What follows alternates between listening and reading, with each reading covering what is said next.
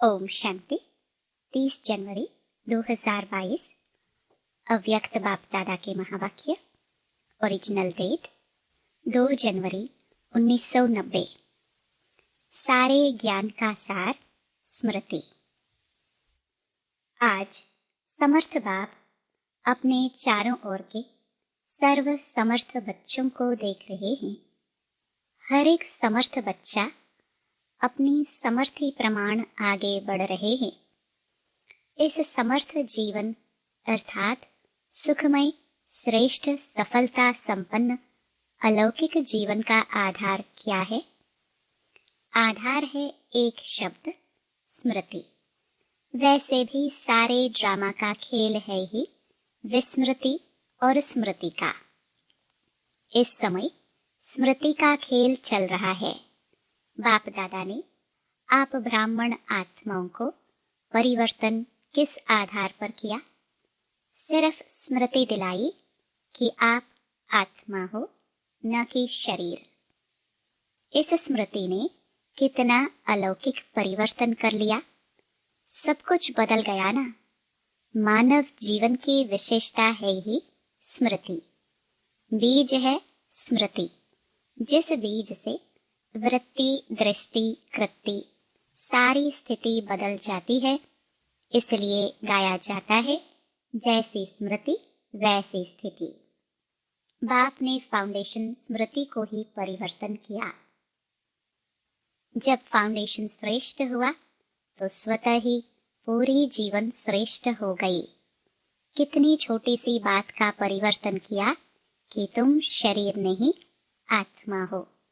इस परिवर्तन होते ही आत्मा स्टार सर्वशक्तिमान होने के कारण स्मृति आते ही समर्थ बन गई।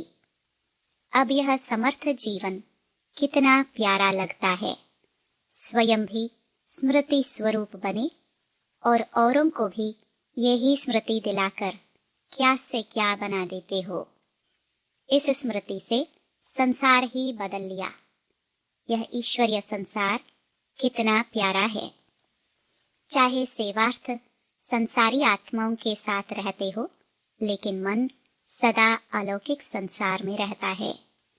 इसको ही कहा जाता है स्मृति स्वरूप। कोई भी परिस्थिति आ जाए, लेकिन स्मृति स्वरूप आत्मा समर्थ होने कारण परिस्थिति को क्या समझती? ये तो खेल है। कभी घबराएगी नहीं। भल कितनी भी बड़ी परिस्थिति हो, लेकिन समर्थ आत्मा के लिए मंजिल पर पहुंचने के लिए यह सब रास्ते के साइड सीन्स अर्थात रास्ते के नजारे हैं। साइड सीन्स तो अच्छी लगती है ना। खर्चा करके भी साइड सीन देखने जाते हैं। यहाँ भी आजकल आबू दर्शन करने जाते हो ना। अगर रास्ते में साइड सीन्स ना हो तो वह रास्ता अच्छा लगेगा? बोर हो जाएंगे।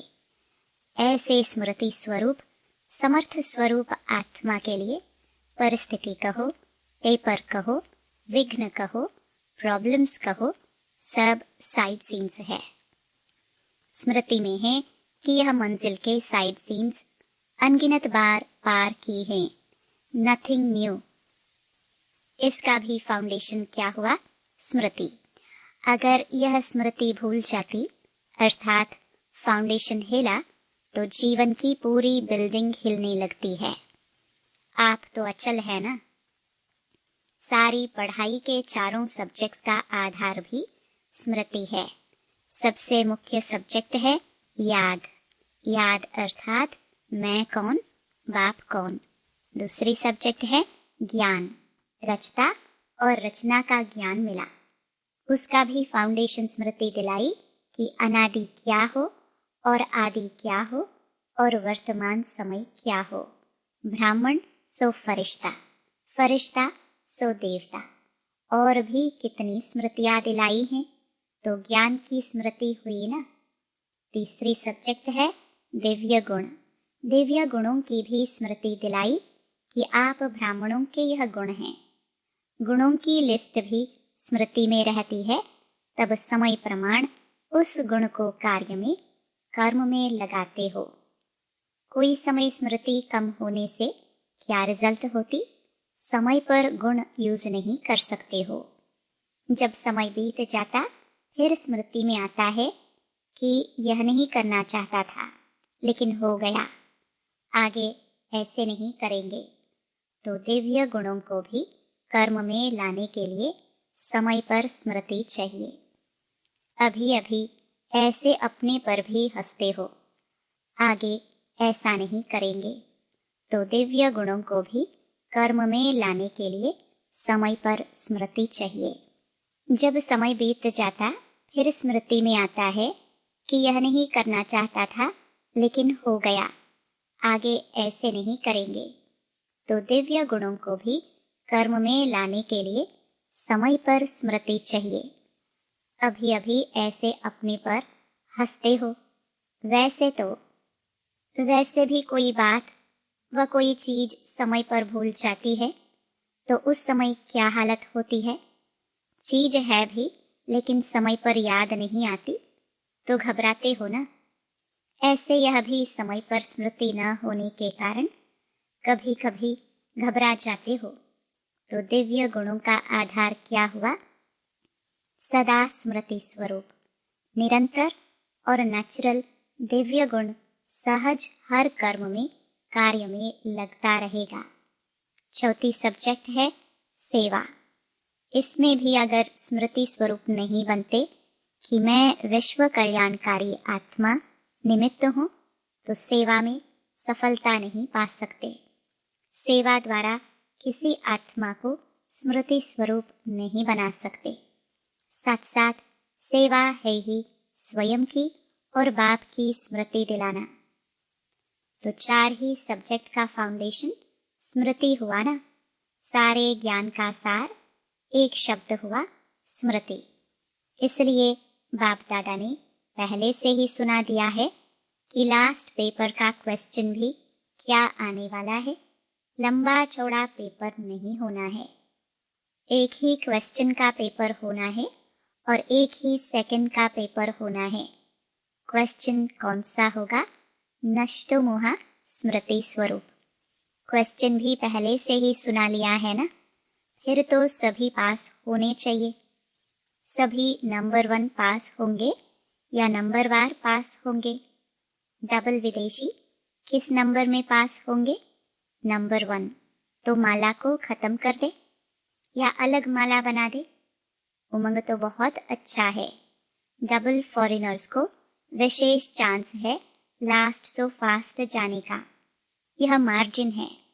अलग माला बनाए तो जो पिकनिक के स्थान बनेंगे वहां जाना पड़ेगा। यह पसंद हो तो अलग माला बनाए। आप लोगों के लिए माला में आने की मार्जिन रखी है, आ जाएंगे? अच्छा, सभी टीचर्स तो स्मृति स्वरूप है ना। चारों ही सब्जेक्ट में स्मृति स्वरूप। मेहनत का काम तो नहीं है ना। टीचर्स का अर्थ ही है अपने स्मृति स्वरूप फीचर्स से औरों को भी स्मृति स्वरूप बनाना। आपके फीचर्स ही औरों को स्मृति दिलाए कि मैं आत्मा हूँ। मस्तक में देखे ही चमकती हुई आत्मा व चमकती हुई मणि। जैसे सांप की मणि देख करके सांप की तरफ कोई का ध्यान नहीं जाएगा, मणि के तरफ जाएगा। ऐसे अविनाशी चमकती हुई मणि को देख देहभान स्मृति में नहीं आए, अटेंशन स्वतः ही आत्मा की तरफ जाए। टीचर्स इसी सेवा के निमित्त हो। विस्मृति वालों को स्मृति दिलाना, यही सेवा है। समर्थ तो हो या कभी कभी घबराती हो। अगर टीचर्स घबरा जाएंगे तो स्टूडेंट क्या होंगे? टीचर्स अर्थात सदा नेचुरल निरंतर स्मृति स्वरूप सो समर्थ स्वरूप। जैसे ब्रह्मा बाप फ्रंट में रहा तो टीचर्स भी आगे होना, निमित्त माना आगे। जैसे सेवा प्रति समर्पण होने में हिम्मत रखी, समर्थ बनी, तो यह स्मृति क्या है? यह तो त्याग का भाग्य है। त्याग कर लिया, अभी भाग्य की क्या बड़ी बात है। त्याग तो किया, लेकिन त्याग त्याग नहीं है, क्योंकि प्राप्ति बहुत ज्यादा है। त्याग क्या किया? सिर्फ सफेद साड़ी पहनी, वह तो और भी ब्यूटीफुल बन गए हो। फरिश्ते परियां बन गई हो, और क्या चाहिए? बाकी खाना पीना छोड़ा, वह तो आजकल डॉक्टर्स भी कहते हैं ज्यादा नहीं खाओ, कम खाओ, सादा खाओ। आजकल तो डॉक्टर्स भी खाने नहीं देते। बाकी क्या छोड़ा? गहना पहनना छोड़ा। आजकल तो गहनों के पीछे चोर लगते हैं। अच्छा किया जो छोड़ दिया, समझदारी का काम किया, इसलिए त्याग का पदम गुणा भाग्य मिल गया। अच्छा, अभी अभी बाप दादा को एथेंस वाले याद आ रहे हैं। एथेंस में सेवा का बड़ा कार्यक्रम चल रहा है, वह भी बहुत याद कर रहे हैं। जब भी कोई विशाल कार्य होता है, बेहद के कार्य में बेहद का बाप और बेहद का परिवार याद जरूर आता है। जो भी बच्चे गए हैं, हिम्मत वाले बच्चे हैं। जो निमित्त बने हैं, उन्हों की हिम्मत कार्य को श्रेष्ठ और अचल बना देती है। बाप के स्नेह और विशेष आत्माओं की शुभ भावना, शुभ कामना बच्चों के साथ है। बुद्धिवानों की बुद्धि किसी द्वारा भी निमित्त बनाए अपना कार्य निकाल देते हैं। इसलिए बेफिक्र बादशाह बन, लाइट हाउस माइट हाउस बन, शुभ भावना शुभ कामना के वाइब्रेशन फैलाते रहो। हर एक सर्विसेबल बच्चे को बाप दादा नाम और विशेषता सहित याद प्यार दे रहे हैं। अच्छा, सदा निरंतर स्मृति स्वरूप समर्थ आत्माओं को सदा स्मृति स्वरूप बन, हर परिस्थिति को साइड सीन अनुभव करने वाले विशेष आत्माओं को सदा बाप समान चारों ओर स्मृति की लहर फैलाने वाले महावीर बच्चों को सदा तीव्र गति से पास विद ऑनर होने वाले महारथी बच्चों को बाप दादा का याद प्यार और नमस्ते। दिल्ली जोन से अव्यक्त बाप दादा की मुलाकात। सदा अपने भाग्य को देख हर्षित होते हो, सदा वाह वाह के गीत गाते हो। हाय हाय के गीत समाप्त हो गए या कभी दुख की लहर आ जाती है? दुख के संसार से न्यारे हो गए और बाप के प्यारे हो गए, इसलिए दुख की लहर स्पर्श नहीं कर सकती। चाहे सेवार्थ रहते भी हो, लेकिन कमल समान रहते हो। कमल पुष्प कीचड़ से निकल नहीं जाता, कीचड़ में ही होता है, पानी में ही होता है, लेकिन न्यारा होता है। तो ऐसे न्यारे बने हो। न्यारे बनने की निशानी है, जितना न्यारे उतना बाप के प्यारे बनेंगे। स्वतः ही बाप का प्यार अनुभव होगा और यह परमात्म प्यार छत्र छाया बन जाएगा। जिसके ऊपर छत्र छाया होती है, वह कितना सेफ रहता है। जिसके ऊपर परमात्म छत्र छाया है, उसको कोई क्या कर सकते हैं। इसलिए फकुर में रहो कि हम परमात्म छत्र छाया में रहने वाले हैं। अभिमान नहीं है, लेकिन रूहानी फकुर है।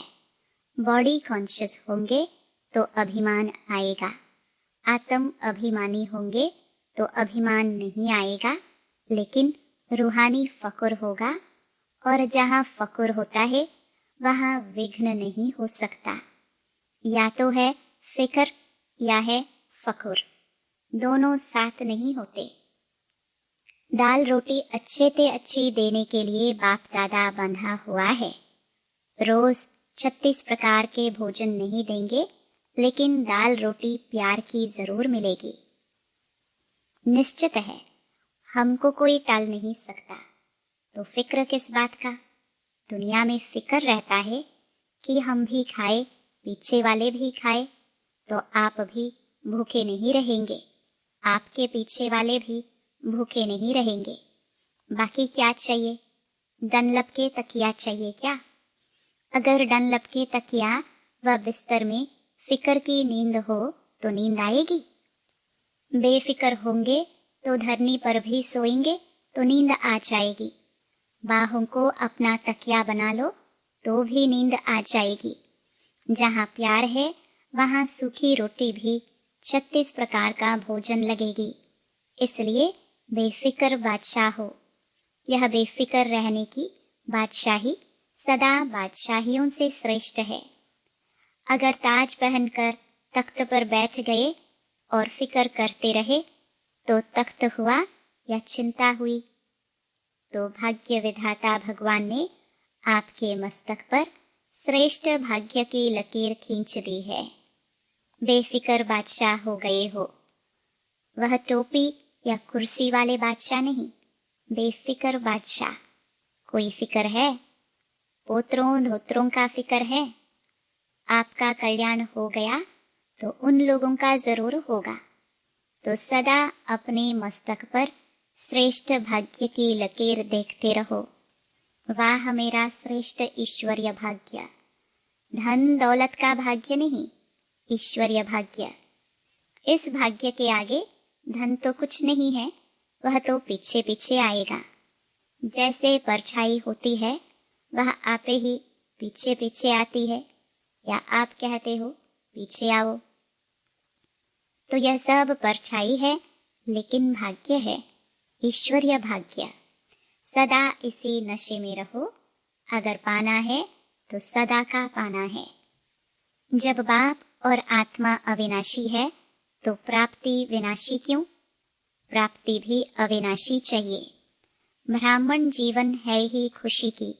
खुशी से खाना, खुशी से रहना, खुशी से बोलना, खुशी से काम करना। उठते ही आंख खुली और खुशी का अनुभव हुआ। रात को आंख बंद हुई, खुशी से आरामी हो गए।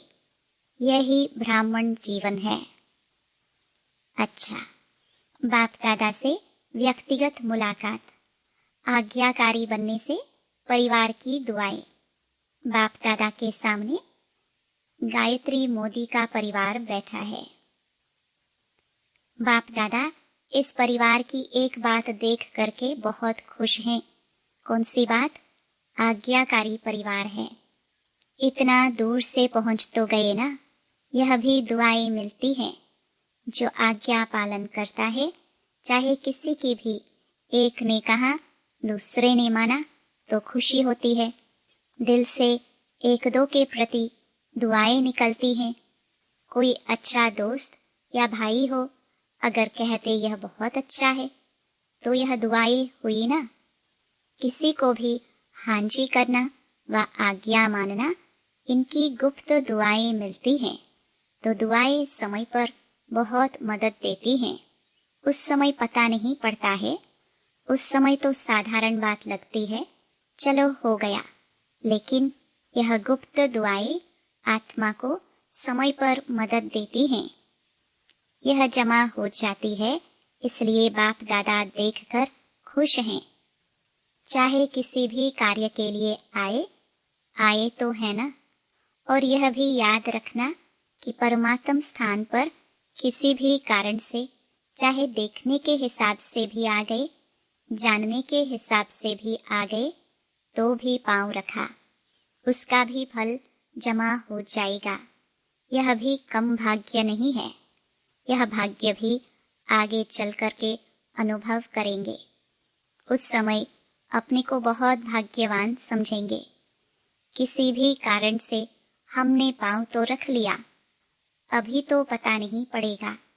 अभी सोचते होंगे पता नहीं क्या है, लेकिन बाप जानते हैं कि जाने अनजाने भाग्य जमा हो गया, जो समय पर आपको भी पता पड़ेगा और काम में आएगा। अच्छा, रशिया के भाई बहनों की याद चक्रधारी बहन ने दी। अच्छा है, थोड़े समय में सफलता अच्छी और अच्छी अच्छी प्यासी आत्माएं निकली हैं। उनका स्नेह बाप के पास पहुंच गया। सभी को याद प्यार लिखना और कहना कि बाप दादा का स्नेह सभी बच्चों को सहयोग दे आगे बढ़ा रहा है। अच्छी सेवा है, बढ़ाते चलो। वरदान। पुरुषार्थ की यथार्थ विधि द्वारा सदा आगे बढ़ने वाले सर्व सिद्धि स्वरूप भव। पुरुषार्थ की यथार्थ विधि है अनेक मेरे को परिवर्तन कर एक मेरा बाबा। इस स्मृति में रहना और कुछ भी भूल जाए, लेकिन यह बात कभी नहीं भूले कि मेरा बाबा। मेरे को याद नहीं करना पड़ता, उसकी याद स्वतः आती है।